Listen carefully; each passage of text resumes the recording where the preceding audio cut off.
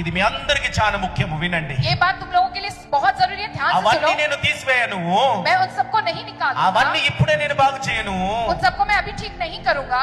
నీకు చెప్తున్న విను, मैं तुमसे कहता हूँ सुनो, వాటన్నిటి కొరకు उन सब के लिए నేను నీకు శక్తిని ఇస్తున్నాను. मैं तुझको शक्ति देता हूँ। నిబ్బరము కలిగి ఉంటాను అంటున్నాడు. आदर्श बांधो, వాటి కొరకు ధైర్యం ఇస్తున్నా నీకు, उस बातों के लिए मैं हिम्मत వాటి देता हूँ కొరకు तुझको, బలం ఇస్తున్నా నీకు. उन बातों के लिए मैं तुझको बल ఈ देता हूँ। సమస్యలంతటి మీద శక్తి నీకుండును గాక. तुम्हारी सारी समस्याओं पर शक्ति तुमको వాటిని रहे। జయించే అభిషేకం నీలో దిగును గాక. उन पर जीत हासिल करने वाला अभिषेक तुमको వాటిలో देता నడిచే है। పరిశుద్ధాత్మ నిన్ను నడిపించును గాక. उनमें तुमको चलाने वाला पवित्र आत्मा की अगुवाई तुम्हारे साथ रहे। హల్లెలూయా, Hallelujah. Hallelujah. Hallelujah. He will not resolve your problems, but he will bring out your strength.